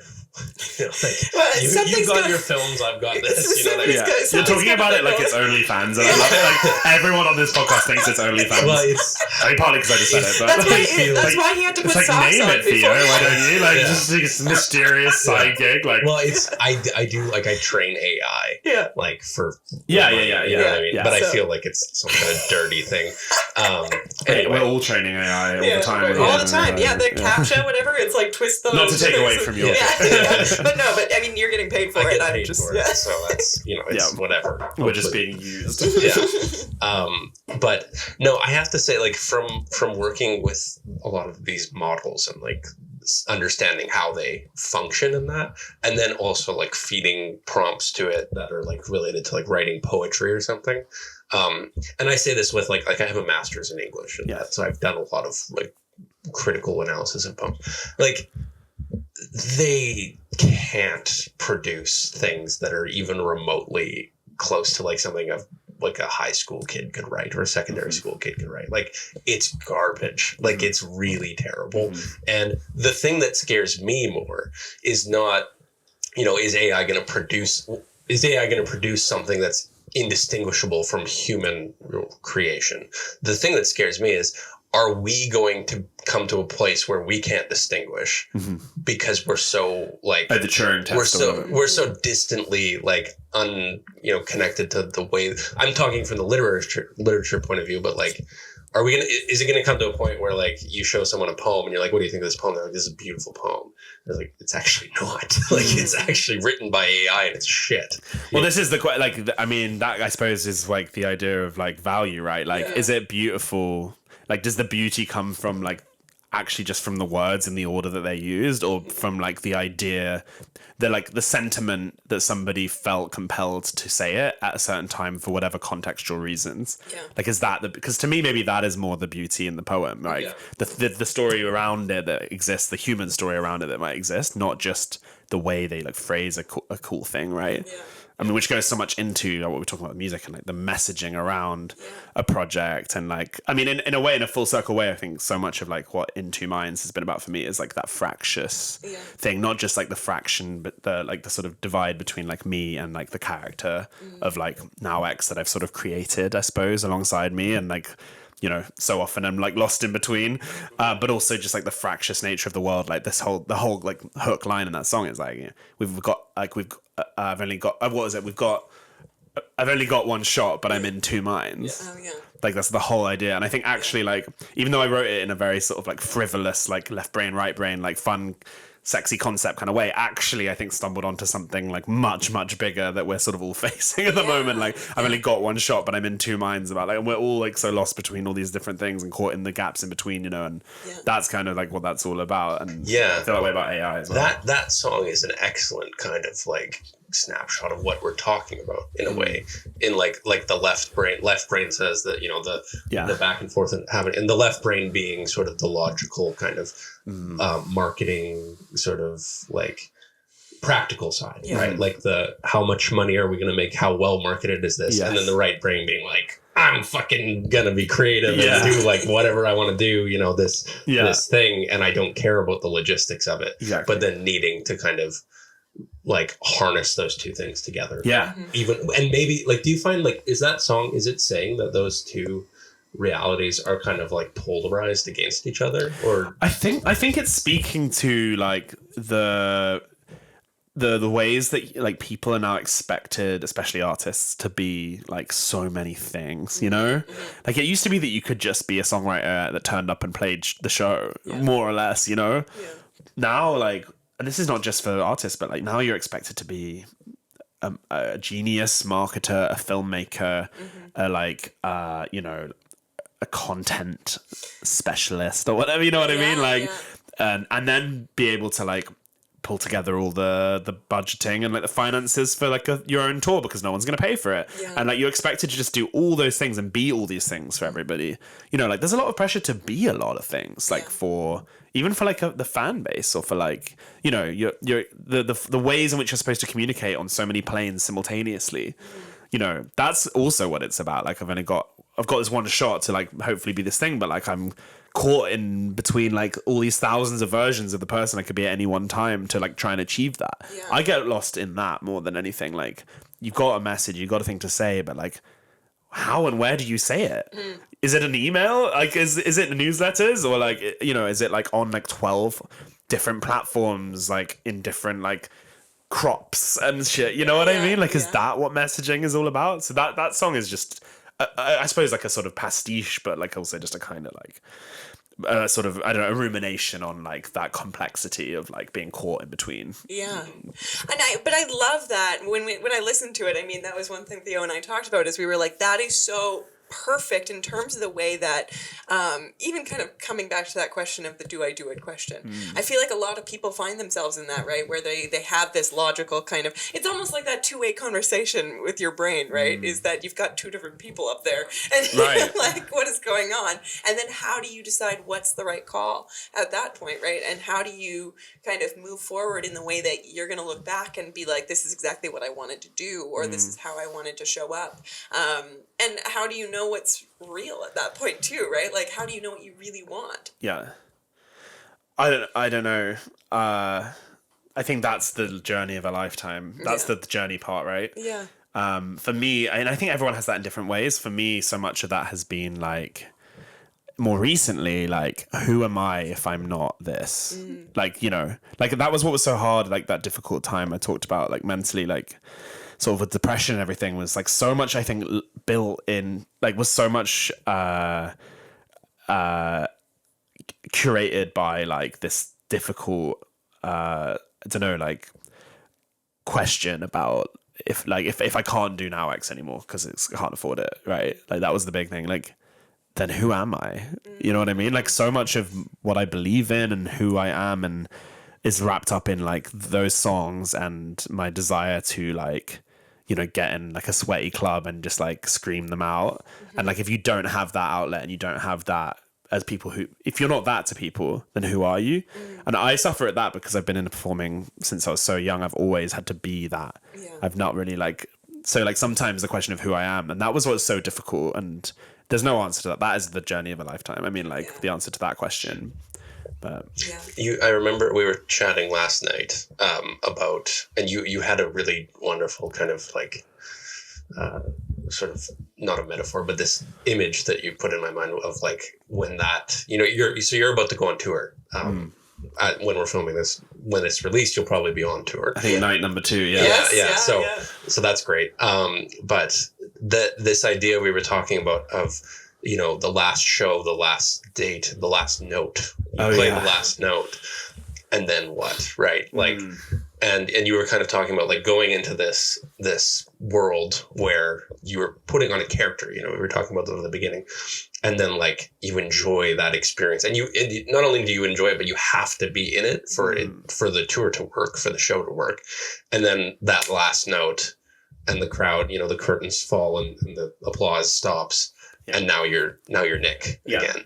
Like, are you? I wanted to ask you last night, but I wanted to save it for this. But like, are you preparing for that experience? Like, are you doing anything to kind of gear up or like mentally, you know, prep yourself for that? That's such a good question. Like, because it's been so present on my mind this time around. Like, I hadn't done the personal work in my life, honestly, before my previous like longer tours. And bear in mind, this is such a new project. There aren't many of those, to be honest. But like before my European runs that are like, you know, not just a night or two, but like a bunch of nights, like I hadn't really, it was all so new that it was just like the doing of it was like, you know what I mean? Like the fact that we're even doing it was like taking up every single inch of brain and emotional like brain space, right? So there wasn't like time to like reflect on like, who am I going to be in that process? What am I going to feel like? You know what I mean? But now there is, because like, not that the novelty ever fully wears off, but like I've done it. I know what it's going to, I know like the day to day of it's going to be like. I can plan better for the, like those parts of it, which creates space to think about who you are in it all. And I think like in terms of what you were saying, it's actually like in a way to me, because I've always been in this since I was so young, like that is the side that feels like me and comes natural to me. And I feel more that I am playing a character in my normal life, to be honest, like having to just like be like not on tour, to be you, but like not in your environment is how I've always felt about it, which is where all the personal work I'm doing right now kind of comes in. I am more comfortable being that. And because you're living in a world, to be honest, where all your insecurities go away to some extent. Like people would think that you get up on stage, like all your insecurities come to the forefront. Maybe for some people that's true. For me, it's in a way, it's more that you're with your people. You're with the people who love, like who kind of love you, and who are like sharing in this process, this like world that you've helped create and they've helped create ultimately, because it's nothing without them. And you're just living in a space for like a night at a time with all these people who like for this, it's almost got that, like, that's what like religion's a bit about, you know, it's got that sort of feeling about it because it's like people under one roof with one purpose together in harmony for like the joy and euphoria. And like kind of, it's what this author I love, who I work with a bit on marketing, Jason, John Evans, he like is this Australian author, and he talks about, he's like all about psychology and music and fandom and creating like cult fan bases, and he's incredible. Anyone who's listening to this should read his new book that's coming out. But like he describes it as like everyone is in like a black river, and in order to get out, you have to like, the music is what pulls people, like creates the emotional transformation to exit the black river and enter like a listen path. And you start as cold, and then you become curious, and then you become like ultimately cult. And that is like this place on this hill, and he has this amazing visual that he's put together for it. And like I feel that way about it. Like we are all, I get onto that stage and everyone in that space, we're all in this black river, and like through the process of this concert, you like you pull yourself out, and you pull the other people around you out of the black river, and you're all like in this like euphoric place on this hill for like a night, right? And then so like, when you do that for the last time, like you step back into the black river, but then you don't, and you don't get pulled out, you know, and until you've done like the personal work, I think, on who you are through whatever means you have available to like be sat on the side, like when you want, you know what I mean? Like, no, you're never going to exit the black river, but you can sit on the side. Yeah. Do you find yourself feeling, now that you've been working on some of that personal work and that kind of thing, and especially with your mental health and that kind of thing, do you find yourself more inspired, or are you finding like the creativity is flowing in a different way, or how is that working for you? As a result of working on your personal kind of. You know, I think when I start, I'm newish to therapy, which is I'm sort of almost like ashamed about, because I really should have done it earlier and had a lot of good reason to do so, and maybe just didn't see the value in it like I wish I had. And I kind of think everyone who can should. Big therapy. We love therapy. Shout out to therapy. Shout out to therapy. All the therapists out there. Do you know what? I thought going into it, I had this irrational fear that it was going to make me less creative because I would be like less troubled. Oh, yeah. You know what that feeling? Like there would be less chaos. Everything would be a little more like clean cut. Yeah.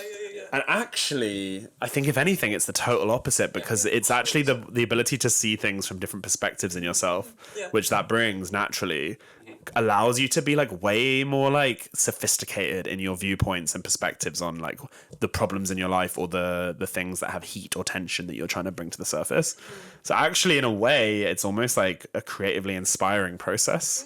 So that has been a great like learning for me. And I'm like, what I'm more interested in is like, we've done all this work. I've mostly done it since my last like proper set of touring to some extent. Like I was quite early in my therapy journey when I did my last tour. Now I've gone a lot further down that path, and I'm quite intrigued to see like how detrimental this tour is to the progress that I've made. Oh, interesting. Because I kind of know like a lot of what I, you know, to get personal, but like a lot of what I talk about is kind of, you know, who I am within all of this. Yeah. And inevitably like spending all that time in the Black River with all the fans, you know what I mean? Like in these towns, and this sort of like shared thing, this like euphoria and escapism, inevitably you're going to come back to reality with like a massive thud. Yeah.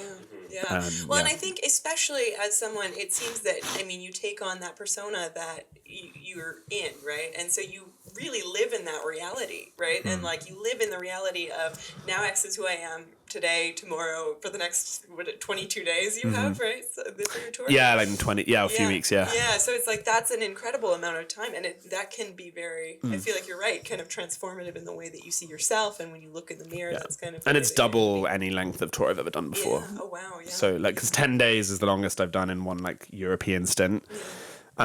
Which is like enough time to get a little like into it, but like, you know, it's like a week or so, you sort of, it's like going on vacation, you kind of like you guys seem to get back pretty quickly. You know what I mean? Like, yeah. I think that 3 weeks will feel incredibly different. Like 3 weeks of doing anything can feel like it's a long time. Yeah.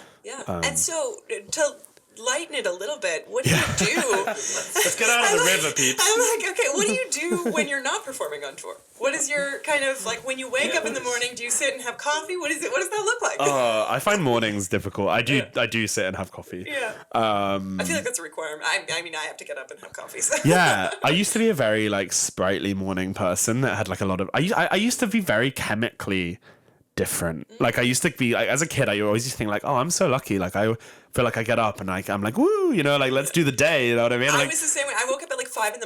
and for what? I was like 12. Because you're like hyped on reality like, and you're like ready to go. yeah, and I've definitely like changed. I think, you know, being like turning 30, like that's a period of time where I think a lot of people go through a lot of things, a lot of like a lot of retrospection, a lot of like big questions, right?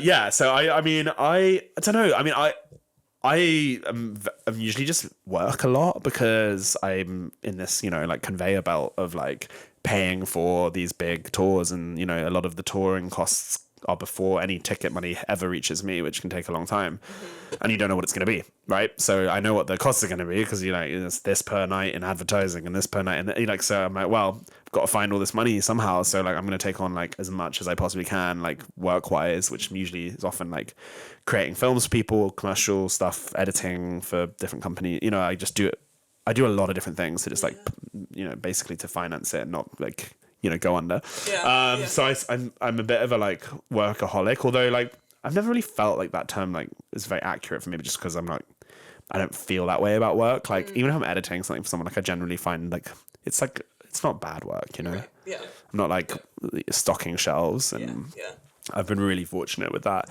And I think like worth saying, like, you know, kind of also in terms of what we were talking about before, you know, that it's not just that because I have like this other income, I'm able to do this. It's really like also an attitude from coming from like a privileged background. You know what I mean? And I do think it's like, it would be remiss to not mention that. Like, that doesn't mean that I have any like financial support as such necessarily, although you kind of probably know that if you got really into trouble, maybe someone would come to your rescue.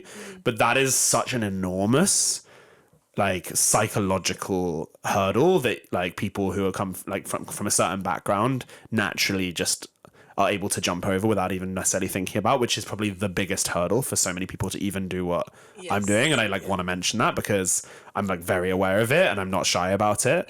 And like it is, you know, I've come from this like I'm not from a rich background, but I'm certainly not from like a really like disadvantaged background either. Right, and so like I'm aware that like so much of the confidence to take any of this stuff on comes from that.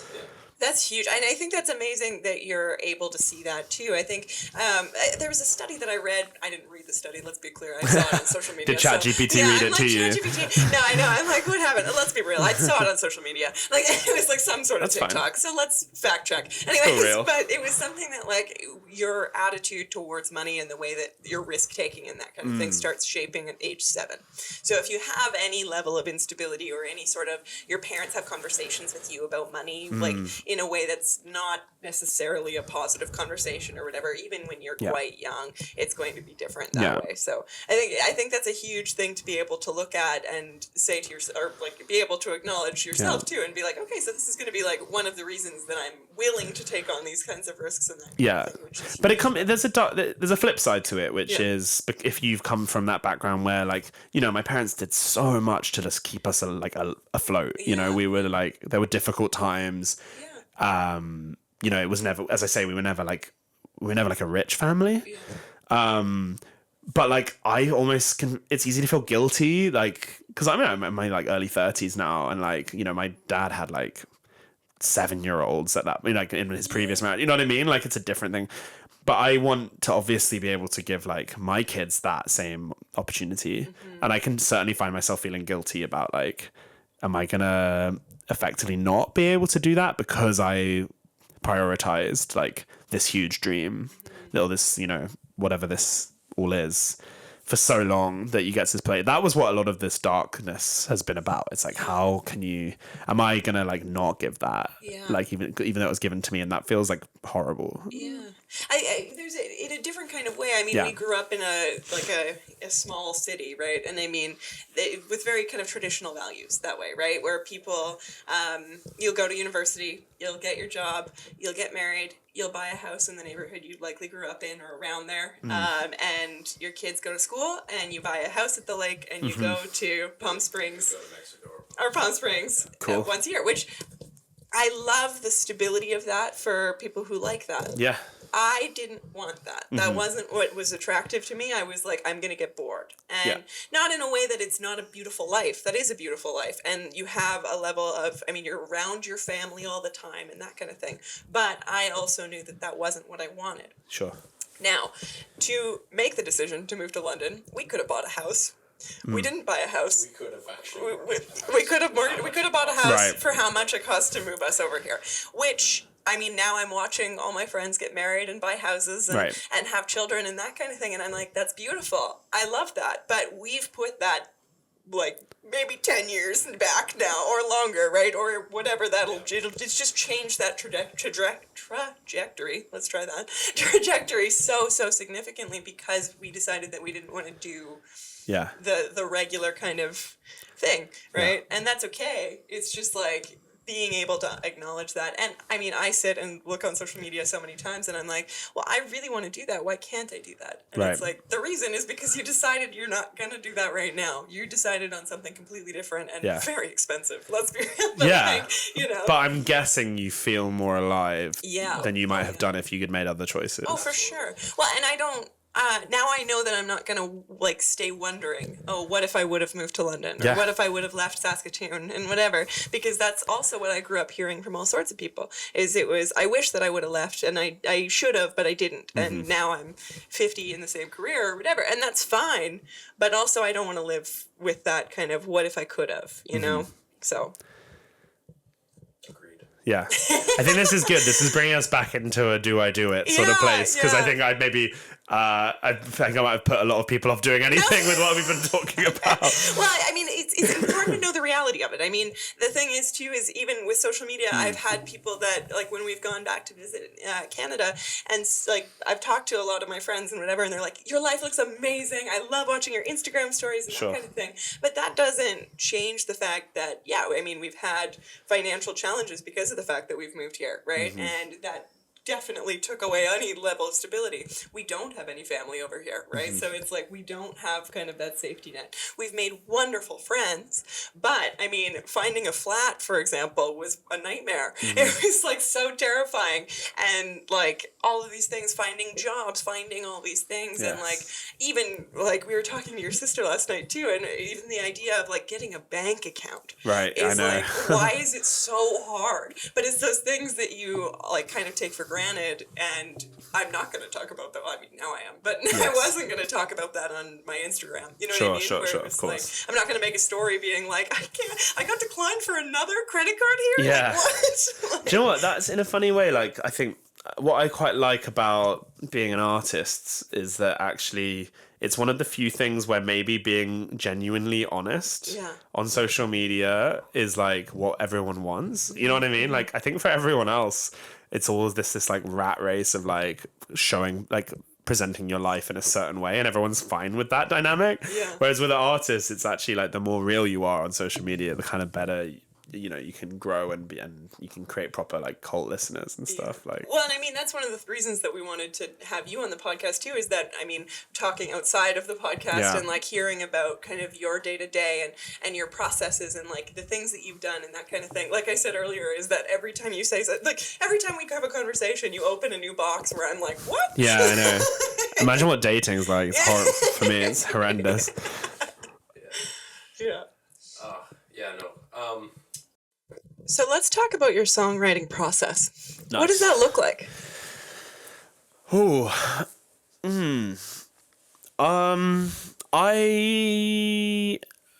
I'm one of those writers. I write songs for other people, which most people don't really like know. But I do write songs for other people, and it's a very different like experience, you know, Like ghostwriting. Yeah. Yeah, not so. I mean, it's not that you're not, because you're like credited as the writer, but it's not so much like Ghost in the sense that like you're just like behind the scenes and no one knows. Like it's, you know, like most, if you go on like most pop songs, you'll see like on the song credits like 5 writers, or you know. So I've been trying to get more into that because I actually like really enjoy it, and it's funny because like my music is like anthemic and all this stuff, but it's certainly not like, you know, it's not like bubblegum radio pop, Right. but I quite like making that for other people, you know, where I don't have the pressure of having to say it or sing it myself. and I have a skill set for that, you know, like I can write, I'm quite prolific, I can write quite quickly, create stuff. For me, I have to just like really be in that place, which is why I don't write constantly at all for me, you know. I can write like in batches where like, I get kind of inspired and whatever, but and like that comes and goes, but I'm certainly not like one of those people who writes like 50 songs for like a 10 song album sort of thing, you know. I if I'm doing it, I tend to do it, and I know that I'm probably gonna release it if I finish it. That's cool. Because if I'm like compelled enough to have gotten that far, then all the boxes you have to tick of whether it's something that excites me have been ticked. And what's your favorite song that you've written on this EP? Oh, you're asking me to pick one of my children. They're not listening at the moment. Well, I think that they have like very different. Well, that's not really the question. I mean, they have very different values for different reasons. Yeah, no, they are very different. They're kind of Yes. They are kind of each individually important to the EP. I think. I think so. I hope so.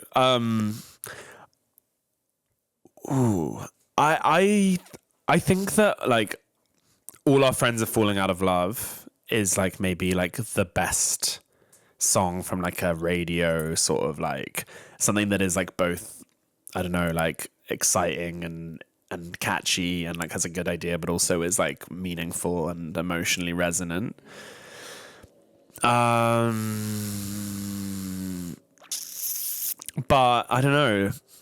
I actually don't know. I don't know. It's a very difficult. Yeah, it's a very difficult. Yeah, I don't know. It really depends on the night. Like the beauty of it in a way is that I can like each night a different one becomes a favorite. Like that's the beauty of the array. And I've always not worked hard because it comes really naturally to me, but like I've always enjoyed having a versatile project. It's really important to me that I retain like this real versatility, but everyone still knows it's you. And I think I've been afforded that luxury as an artist because I have quite a specific voice. Therefore, like you can do quite a lot around that voice, but because the voice is specific, people know it's you, and it gives it the underlying, like it anchors it. So like, it's actually a very like this EP has a lot of stuff going on, right? A lot of different feels and whatever. But I don't think it ever quite strays into like incoherent. But I think a lot of that is because of the way I write and the voice. Yeah. And it gives me this freedom to like make the production quite versatile, and that's where I find like joy, and that's where I think the show can be so dynamic because like it's a constant surprise like where you're going next sonically. Yeah. Whereas it's kind of one of my pet hates, like one of my least favorite things is that you go to gigs and like every song could be the same song, like it's the same exact like 4-piece guitar, bass, you know what I mean? Like there's not a lot of variety, and it doesn't really therefore create as much of a world for me. Because I like to create I come from this like film background. I like my EPs and like this show and everything to feel like a sort of movie or like cinematic in some sort of way. So that like allows that expansive world to kind of grow when you have like more tools you can like bring in. And very cool. Yeah, I my like musical. We talked a little bit about my kind of musical background, but I come from like a very like garage band punk kind of like, and my song, the way I've always done songwriting for the most part has been like there's the Chili Peppers behind you, and it's inspired by their kind of like, they talk about like jamming. Yeah, you know, you get in a room with your band or whatever, a bunch of other musicians, and like literally just someone plays a note and then everyone kind of just goes off, and something gets created from that. You know, like maybe you jam for like 20 minutes and then a 3-minute song gets kind of like chiseled out of that, you know? Yeah. But like, I'm wondering like how does your process, I can't imagine, maybe it is the same or maybe it's very similar, but how does your process of actually coming up with a piece. Yeah, because I obviously don't have like bandmates. Yeah, like you sit and come up my with the band parts. changes around me quite regularly. Yeah. Which is kind of, I mean, it's one of the like great, I suppose, like luxuries and also like kind of curses of the solo project, you know, like it's luxury because I can like make decisions easily. There are not multiple parties who have to like financially be involved in some way, therefore, which makes like the ultimate form of like potential tension and all those things. So I can move like very fast. I can like decide what I'm going to do and I can do it and no one can stop me. On the flip side, you don't have that kind of brotherhood or whatever of like a band, you know, like the kind of being with other musicians and I miss that. And in a way, like, so I don't have that form of songwriting particularly, except unless I'm working with like specific producers. And sometimes you'd like do a writing day and stuff, and I'll like write with other people. But it's not really. That's really cool in a way, but it's not like writing songs with other people and such, because like, well, it is, but I you know, like no one writes my words except me. Do you know what I mean? Like it's kind of like, it's still going to be a very much a Now X thing. I have to drive it, I have to lead it, and people weigh in on it and whatever. But like a lot of songs have been created like that. In Two Minds was the sort of, you know, result of me getting in the room with these incredible producers I've worked with quite a bit called My Riot, and they did like the first London Grammar like platinum album, and like you know, worked with like Noel Gallagher, and like they did like Halsey and Aurora and Block Party, and like they're incredible. Really? Yeah, these two guys in their 50s, and That's amazing. Yeah, so they're like a producer duo, and I've done loads. They actually scored my new documentary I did it with them, like the short film that I did in New York last summer about Colette. So they did that with me, and so we've done like a lot of collaborating, and In Two Minds was born from that, because like Roy, who's like a master with like a computer, and just like he almost like plays the computer, and Tim's like a more classically trained musician, and together they kind of just forge this amazing thing.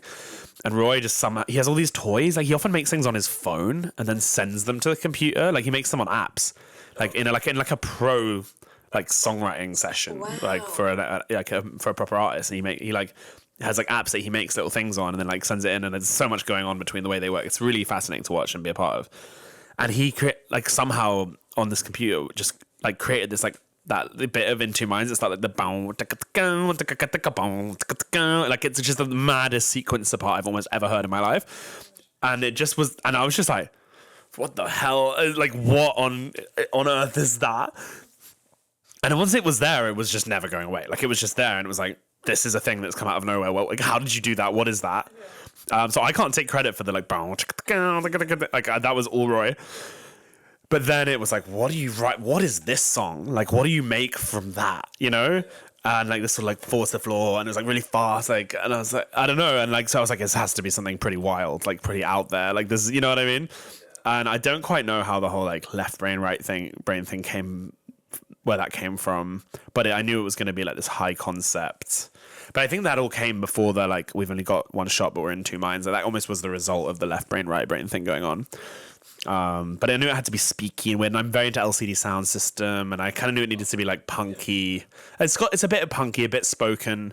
You know, left brain is waking up. It's not really like singing. Like right brain doesn't give a fuck. Like I wanted to do something that was a bit like in your face and a bit rude and a bit just like, you know, like yeah, and it's very LCD as I think that song in a sense. Yeah, well, and because there are kind of that two, like you're saying, like the two sections to it with as well, with like the speaking part, and then also the very like kind of anthemic kind of style that you normally have. But that, it's right? also Which is, Nine Inch Nails. It's that was what I think it was channeling, was like Nine Inch Nails So meets cool. LCD, like that whole like, well, we could be if we get together. You know what I mean? Like that, like quite like Marilyn Manson. Like that was what I was sort of trying to like, wrestle with. Yeah. Oh, that's so cool. But point being, like songs, and then sometimes it's like me at a piano, like 2 a.m. in my flat, like with headphones on, just like feeling a moment, feeling something in my life, and just like sitting down and just like letting it go there and recording. I record thousands of voice memos. Yeah. Like my phone is just like thousands of them. And that's so cool because we had spoken, Theo had said just a little bit about like the jamming kind of element. And I grew up learning classical music, right? So I grew up classical piano, classical violin, that kind of thing. And I feel like that was one thing when I started hanging out with music people, is that to me that was so foreign, the idea of jamming, because I played solo for most of my music life, especially with piano, right? And so it's more that you spend hours by yourself, like perfecting something, and then you'll come show someone. So jamming to me, I was just like a fish out of water. Yeah. And so did you find that, because you did a lot of classical training as well, did you find that kind of thing, or do you kind of feel very good in the jamming kind of element? No, I'm very out of my water jamming, to be honest. Like I have always been like a lone ranger. It doesn't mean I can't write with people, but when I do, I still more or less have to like dominate the process, because otherwise it's sort of, I don't know how to do it. Yeah. I think that's kind of one of the drawbacks about like having classical training that way. I was actually speaking with a friend of mine because he was talking about putting his kids in music, and he was like, which kind of method would you recommend?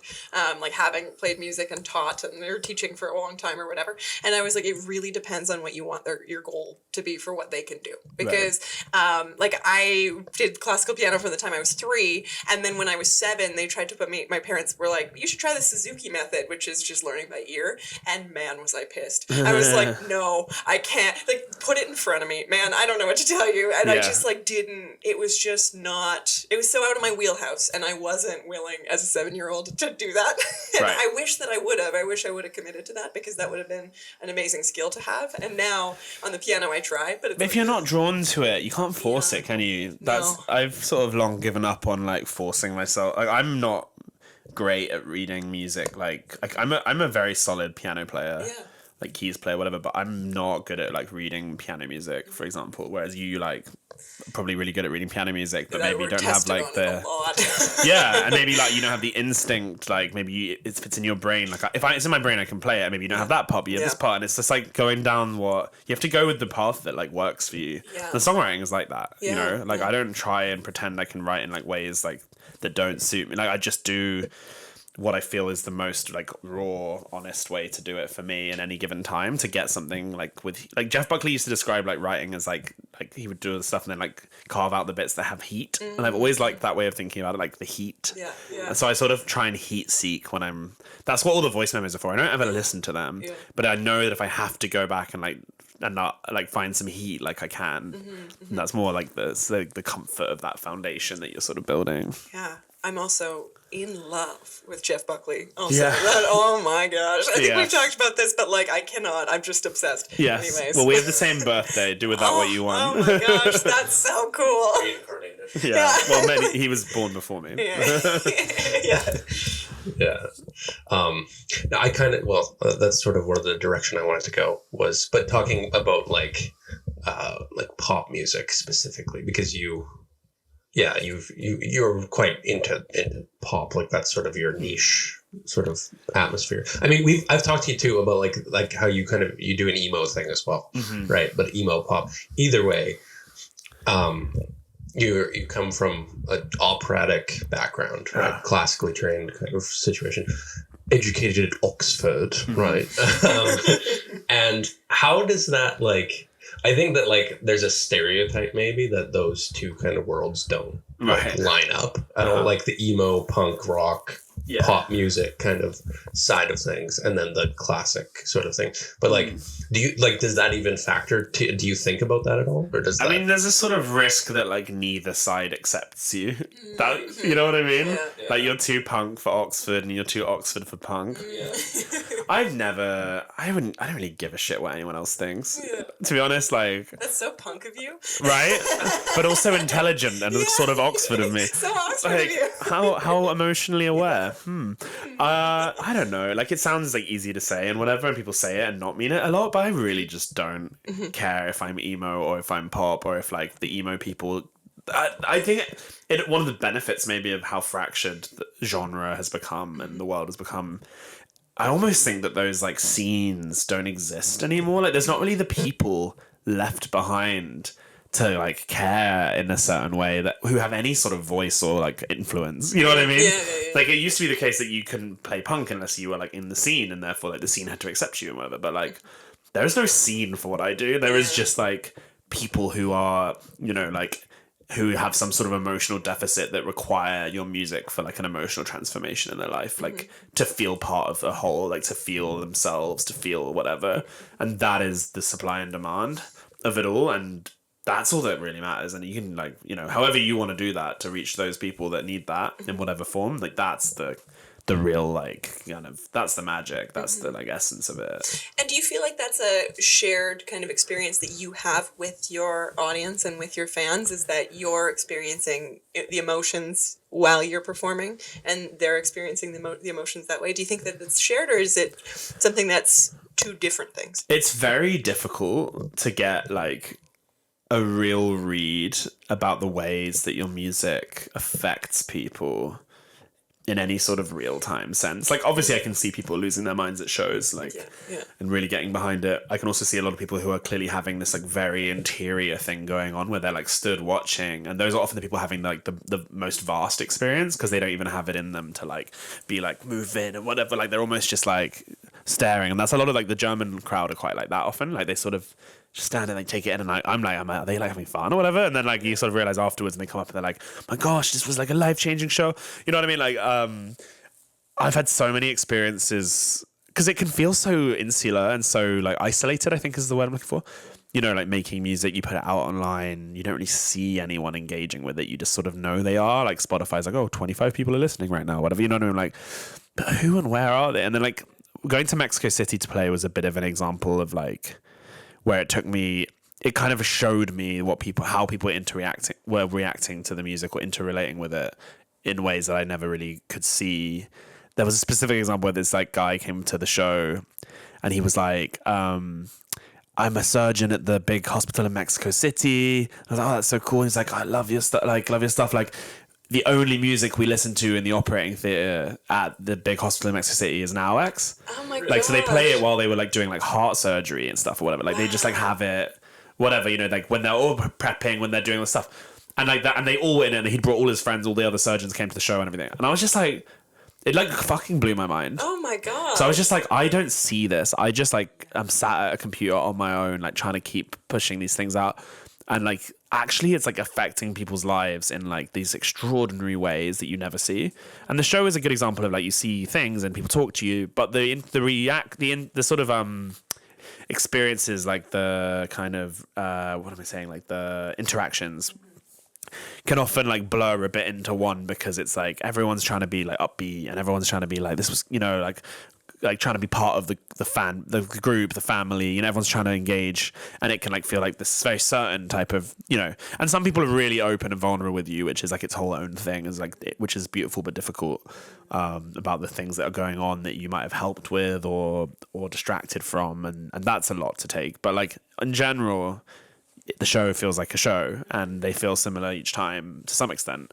But it's when people like tell you about the ways it's like what's happening with it beyond things you never see. That's the stuff that's really magical. Yeah, I feel like that would be such a roller coaster in a way, because you go from that like, I don't know if this is gonna do anything or if this means anything, to then like, oh my gosh, they're doing heart surgery to my song, right? Right. It's like, But then what do you do with that? Yeah, Like, just, yeah. I mean, it's just You know what you do is you write a song. yeah. About that. Yeah. You gotta write some lyrics Yeah. about that. That's amazing. Yeah. It's really cool, and it feeds back on itself, the process, but you can't also just like get too like heady about it all. Like you can't, I don't know, I don't think you can just sit around like thinking about all the cool ways people are engaging with the music, like, because it just doesn't feel right. I don't know. So it's there and it's nice. Yeah.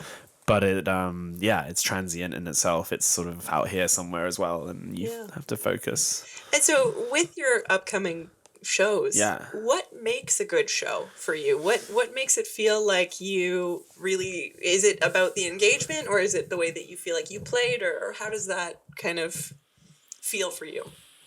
The engagement is so variable on different towns, different audiences, different nights of the week is quite a big, plays into that, because like certain types of people maybe go to shows on like a Sunday, that were like, or like might not go to the show on a Sunday but come on like a Thursday, Friday, Saturday night. People are drinking more, like that. All these things change it night to night, and there's always like a more of an atmosphere, like a Friday, Saturday. You know, like for those reasons, everyone's excited to be like at the weekend and and they've thought about the show as more of a party probably for months ahead than you would if it's like a Sunday night. Like I'm doing Sunday night maybe in Copenhagen on this tour or whatever. Last time it was like a Thursday, and I know it's going to be a very different vibe. Yeah.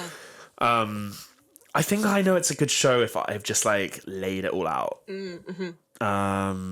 Which is a tough thing because I used to like do one show, right? Like when you start a project, like a couple of years ago, even for me, like 2022, when this sort of I was still doing it like this. Like I would do a show and then I would have to wait 6 months and do another London show. Like that was it. Yeah. 2 London shows, maybe 2 gigs a year. That was it. Yeah. You know, it went from 2 to like 9 to like 20. You know what I mean? And then this year, who knows? So like, I used to be able to lay it all out for one night and give like my heart and soul and everything, and just like leave it all on the stage, and then like you'd be wrecked, and that was it. And I didn't have the stamina. I didn't have anything. Yeah. It's a very different thing now. I was in my head to doing like, you know, this next tour I do, you know, 5 nights on, 2 nights off, 5 nights on, 1 night off, 6 nights on. That's my schedule. Wow. Right. And these are all hour and a half, like full on, like big operatic, like guitar driven, like sweaty club shows, right? They're incredibly physically exhausting. Yeah. And I've got to do 16 of them. So like leave it all behind on the stage becomes a different sort of thing, you know? Yeah. So that is my kind of now, like that is my new challenge, really. Like, how do you give everything to the people who have like bought tickets, who you love so much, you know, every night, and still, give the next people who you love, because they've paid for tickets too, and they've been excited, and you can't just like wreck it all in the first 5 nights, and then so that is a really difficult. That's a new journey for me. So you know, that's why I'm trying to be so diligent in this lead up and like look after myself and which rest, is great. and because I just know that this is about to be a marathon for me, real marathon. Yeah. Well, and there is a lot of prep for that, and I think that that's really good. Honestly, the fact that you have an operatic background, I'm sure that will give you such a leg up because you know kind of the vocal technique and that kind of thing. Who was the metal singer that was like spitting out blood because he didn't know how to? Well, yeah. Whereas like there's you know, a few. but The one you're thinking is probably Randy Blythe. Yeah. Lamb of God. Which is like, whoa, but that's like just because there is so much technique with that and that kind of thing, right? So the fact that you have that, I feel like will give you that leg up where you're able to kind of sustain yourself in a healthy way, which is good. I think it also they're encouraged. I sing very loud, which when you have a mic is not always necessary. It does help a lot because like I'm much easier to mix in these big venues because like I'm so loud. Yeah. Whereas like or even in the smaller ones really, because like when you're close to the drums, it's a nightmare usually for sound engineers. If you sing quietly, like you're screwed. Right. Because they can't turn you up because it just becomes like drums and like feedback and whatever. Yeah. Whereas I sing so loud, they can turn me quite a lot down. Yeah. But because I sing loud, it's more tiring. So I don't know. That's what the classical thing forces you to sing in a big like open way. But For sure. overall, it's a net positive. Yes. I think, and I do definitely like think about breathing and my like strength from my like core and whatever when I do it just naturally from all those years of like doing it in that way. Yeah.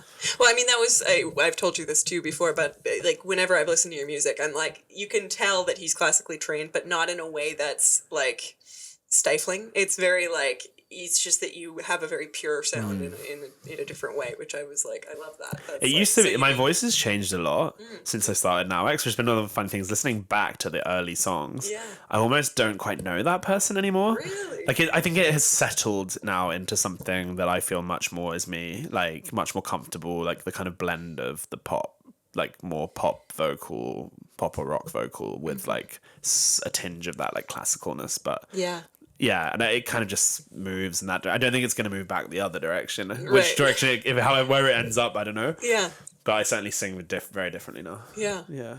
No, that's cool. I think that's, again, with classical, and I love the fact that I grew up playing classical and that I learned all the classical and taught all the classical, all the things with that. But at the same time, I do have this longing for this kind of letting it go. And I feel like that's something that shift for you is probably something that felt different, you know? Yeah. Was it kind of when you started and as you progressed, is that... Well, I had bands throughout.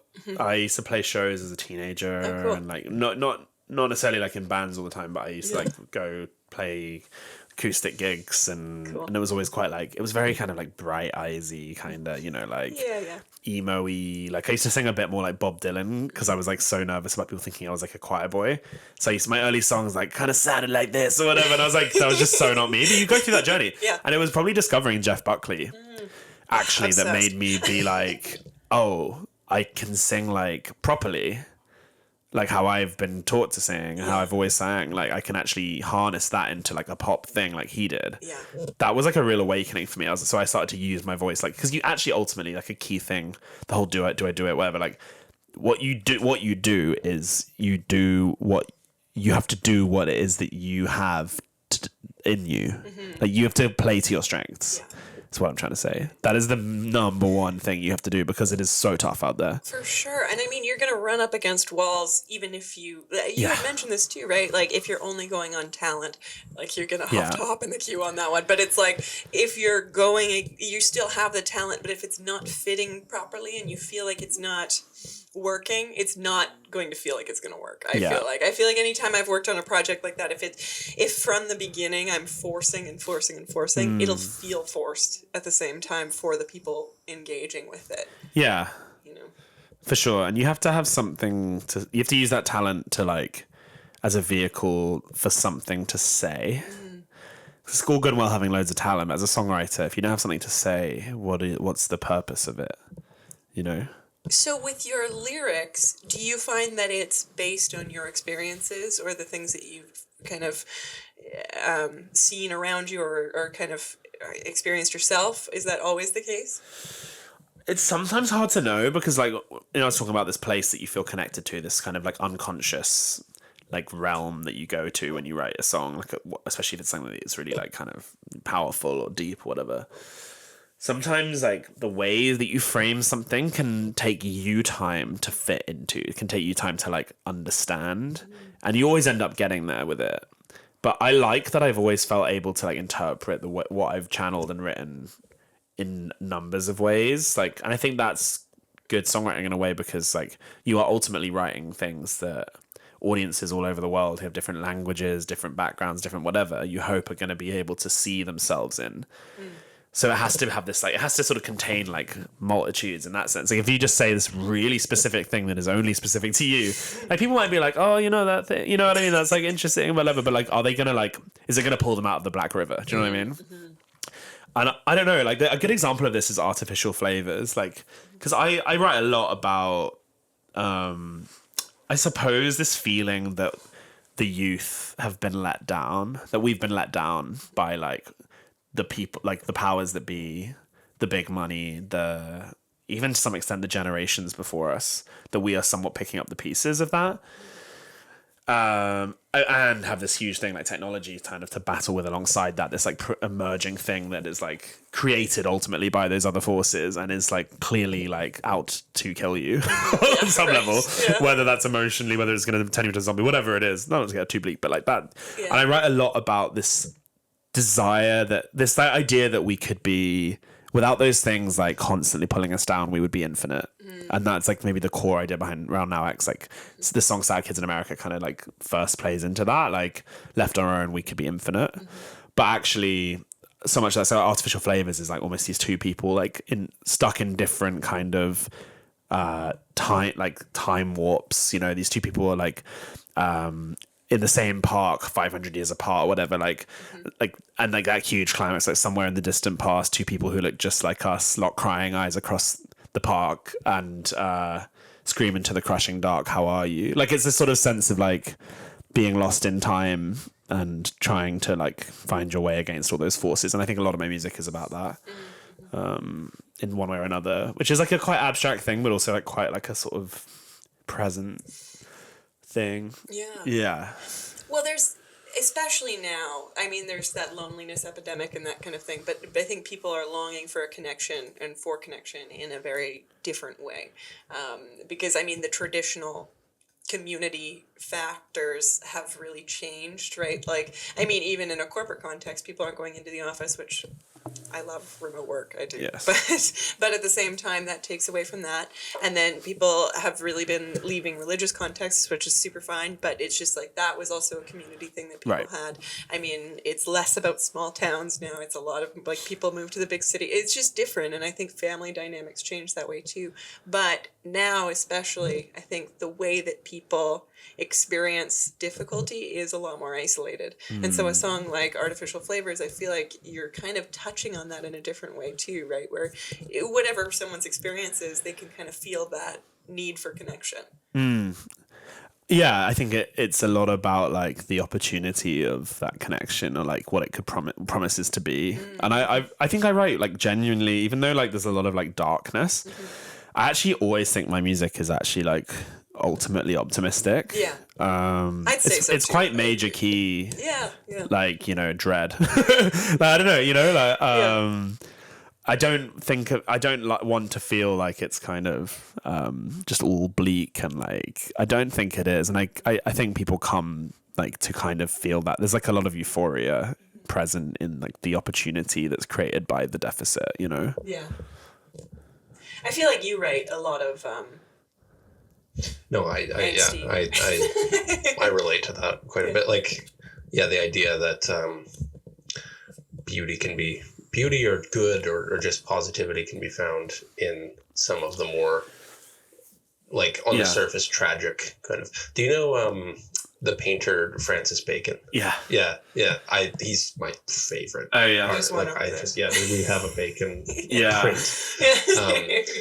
But yeah, I find that like his art, like it's objectively like shocking and like primal and kind of gory or something, but like it feels unmistakably beautiful. Definitely. You know, and I feel like that's a really amazing thing about certain like artists like yourself and Bacon, and that that you can approach and like embrace these like dark realities, but like there's kind of that like the virility of that like like the positivity behind it, or the beauty behind it. Like there's beauty in the darkness somehow. I'm just laughing because you put Now X and Francis Bacon in the same idea. I'm like, maybe that I've actually peaked. I think I might actually just have to quit because someone just the success that we were talking about. Oh my god! I was just like, that just cracked me up so much. Like, thank you. Oh my god. Yeah. I know you're just being kind and interviewing well, but I like what I like. And okay, well, great. I think the thing is like that's something that Theo's regularly attracted to. Too, I feel like your parents dismay sometimes. They're like, they regularly ask like, why are you so into so many like of the dark kind of things, right? Yeah, my mum has asked similar questions. Yeah. But that book that I lent you back. Yeah. I haven't had a chance to read it yet. Purchased for you was Child of God by Cormac McCarthy. Yeah, and I'm gonna take it on tour with me. Love that. It'll fuel some of that darkness. Yeah. Too, like, Yeah, no, cool. I mean, Yeah. No, I think that's something, and I grew up doing the same thing. Like I was a little bit of an angsty teenager as well, but like when I was 13 or so, my mom actually let me paint on my walls, which is like such a weird thing that she allowed me to do. So I very much like took bright colors and would write like quotes on my wall, and I would like draw whatever I was feeling and whatever. But the other thing that I would do is I would like blast music. Like I lived in the basement of my house, right? And like I'm sure that the neighbors could hear it. Like it was so loud and always like the most dark, like Eminem. Oh, I was a big Eminem gal. I was a big Eminem gal. Like white America. Oh yeah. Or like Green Day. Yeah, right. Evanescence. Yeah. Okay, nice. My dad took me to see Black Sabbath when I was 13, Nice. which was like definitely an experience. I mean, I still remember Ozzy Osbourne like emerging from Sick. it was so cool. But the thing is like that was so different from my very like normal upbringing where I'm like going to school. You know, I got asked if I was the teacher a couple of times because I dressed like a businesswoman. I don't know. No way. Like, That's kind of lit. I know. But then the thing is I would listen to this like very dark, like really heavy themed music and that kind of thing. And I think that that's just something that it allows people to feel the things that they're maybe not feeling the way that they want to or the way that they need to, right? I think so. Yeah. I think like feelings are going to emerge if you're like, but if you don't pay attention to them, then they might bother you more, I think.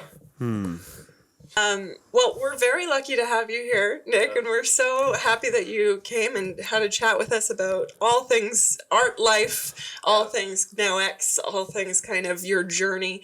So we really appreciate that. We so appreciate this amazing vinyl, so customized with us on a boat. So yes, definitely get your Now X merch, listen to the EP, definitely do it all. I mean, you've got the shirt on. Yeah. It's true. We love the merch. It's not actually online yet. This is a tour exclusive right now. Yeah. Okay, and then and this episode is coming out the second day of your tour. So if you're in Europe, definitely check it out and do that.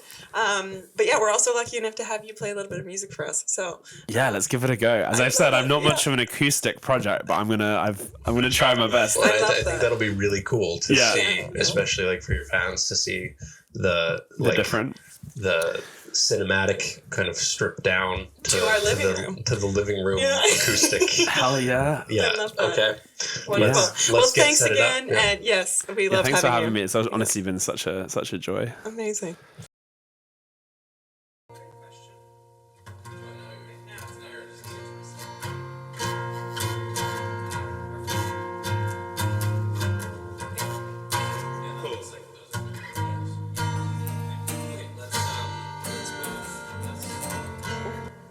Shall we? Yeah? Alright. Okay. Alright, I'm Now X, and this is a song called All Our Friends Are Falling Out of Love. Slow, move slow, overturn the stones we used to throw, then let them go like hearts forever close to feeling far apart. It's not their fault, but they lie in the dark with a ghost in their arms as we sleep through the silent alarm. I'm so scared to look it up, 'cause all our friends are falling out of love. Oh, what about us? They're raining from the sky above. All our friends are falling out of love. Could it be us falling out of love? Clean, picked clean. She hunts the threads that tie the seams of me, so I can breathe again, tracing cracks in palms that can't pretend they don't feel the air, but they lie in the dark with a ghost in their arms as we sleep through the silent alarm. I'm so scared to look it up, 'cause all our friends are falling out of love. Oh, what about us? They're raining from the sky above. All our friends are falling out of love. Could it be us falling out of love?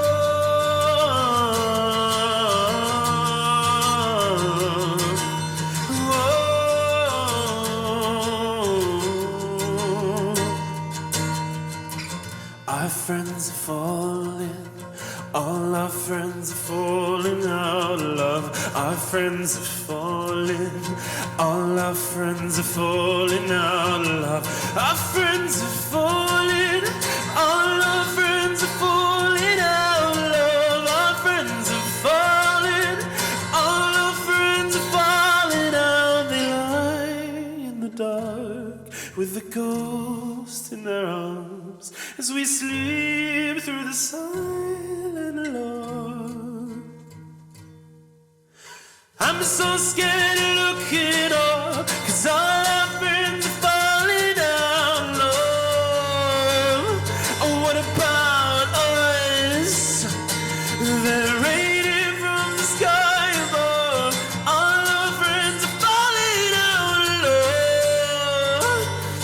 it be yours?